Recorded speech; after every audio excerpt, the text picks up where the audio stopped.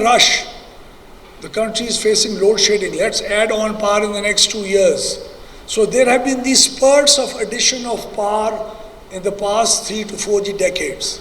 This has been the root cause of why power is expensive today. In addition to this, the devaluation of the rupee and the higher interest rates ever since 2018 and 19 and 20, that have been the major cause of rise in electricity prices. So the so-called capacity payment that you talk about, this capacity payment includes debt servicing and the principal of the debt being paid. So the rupee was 100 rupees to $1 when all CPAC plants was signed off. It's gone up to about 300 rupees. So who gets to pay for this devaluation? The consumers do. So Pakistan has faced a kind of and we need to recognize these investments as a kind of a sunk cost to be able to get out of the so-called zombie sector syndrome. So that's precisely what we're wanting to do. We're wanting to restructure our circular debt part. The circular debt of 2.4 trillion rupees has a financing cost of 2.8 or 3 rupees per unit that you and I have to pay in our bills every month. So just servicing that circular debt, taken at high interest rate or costs, is actually adding on that burden onto the consumers. So this needs to be nationalized. This debt needs to come out of the tariff structure, needs to be nationalized, and needs to be taken on more efficient and much better terms. So the financial restructuring of the sector is also taking place as we speak. So we're looking at the whole landscape of the power sector in a very holistic and proper manner. Every policy intervention has an implication on the other. So the finance ministry and myself, we are both working very closely together. The Chinese have given us tremendous support. No matter how much people criticize the CPAC energy projects and the share they have in the capacity payments, there wasn't anybody investing at that time into Pakistan. So it was very good of them to come and invest. They came and invested on terms that were offered to the rest of the world by our country. Nobody accepted those. The Chinese did. They made a strategic decision. They asked their banks to finance, they asked their investors to invest, and we came up with all these plans. So it was the rupee devaluation that hit us the most and the higher interest rates. I'd like to just say in the end, and then other issues could be raised by the moderator and yourselves in your question and answer session in case I haven't been able to cover those. We have already committed to an additional 27,000 megawatts of power that is to be added until the year 2034. Do you know that out of those 27,000 megawatts that we've already committed, they've already started construction of those power plants, which are mostly idle. I think 95% are idle. Do you know that they're all again not on a least cost basis? If you put in the data of all these new plants coming in the next 10 years, only 87 megawatts out of the 27,000 megawatts actually qualify on a least cost basis by a specialized software that is supposed to be carrying out all this planning and giving the policy makers the option to either choose one way or the other. That is scary. That is actually scary. And that is what we have reopened in the corridors of policy making at the power division, whether we should go ahead with this or not. Whether we should go ahead with the Bhasha Dam's electricity producing part or not. The water part is very important. So the dam needs to be made.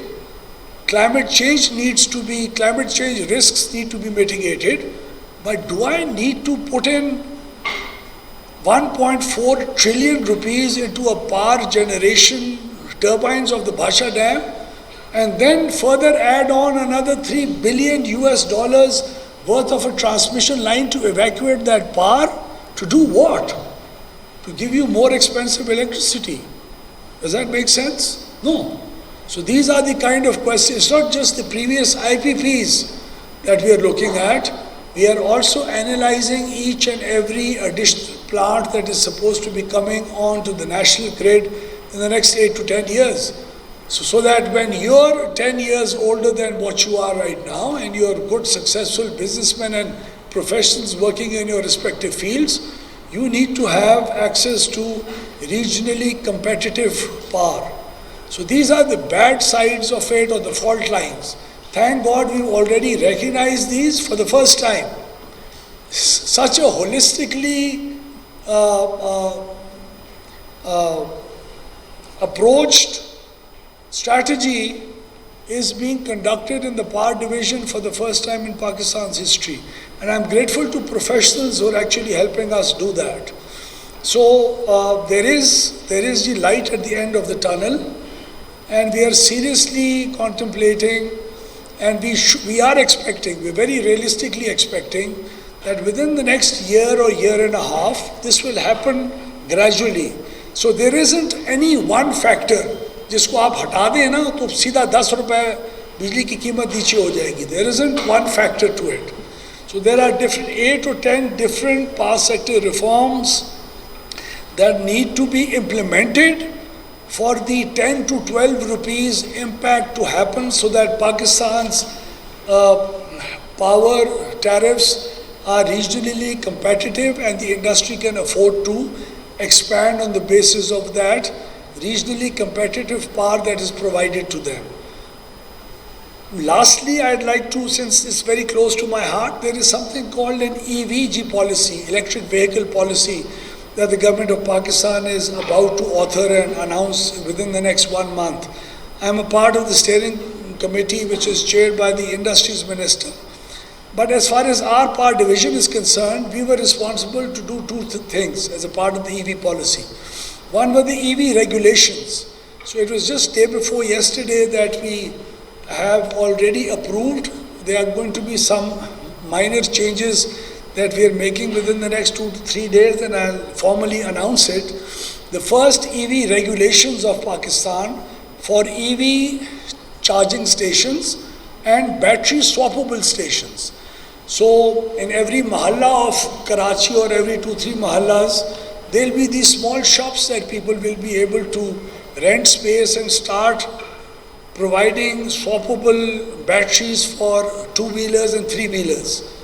And then the transition from combustion engines to the EV part of transportation will start in a manner that could transform Pakistan.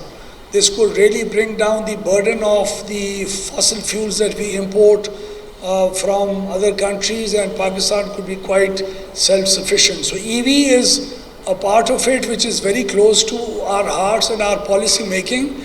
So the regulations should be in place in the next 3 to 4 days. Then comes the difficult part. What rates would this electricity be provided to these swappable stations and EV charging stations? That is going to play a very important role in the proliferation of electric vehicles. And that is something that we've already done a lot of work on. And although this is this comes under the purview of the regulator, but the government plans to give policy guidelines to the regulator, where the regulator could consider to bring down the cost of electricity to the lowest minimum possible, so that it makes sense and it gives enough saving to these 2-wheelers and 3-wheelers to transition from combustion engines to EVs, and that saving is enough for him or her to take a loan and switch from a combustion engine to an electronically driven vehicle. So the EV policy and the EV regulations and the EV part of the pricing of power is something else that we are actually at a very advanced stage, and this country should be enabled enough. I remember when I was the IT and the telecommunication minister back in 2002, PTCL's privatization had been a dream for 25 years. It had not happened. All these companies that you enjoy the services of in the sector of telecommunications, they were not there. There wasn't enough competition. We were able to deregulate and privatize the sector, and we're still harvesting the benefits of it. Let's hope we're able to do the same with the power sector, which is a much more difficult task to do, because there's a whole political economy behind it. There are mafias. There's a lot happening, even in the distribution sector itself. So we are looking at it holistically, and hopefully in the next 2 to 3 years, you should be proud of the interventions that the power division is expected to take, inshallah. Thank you so much. I apologize for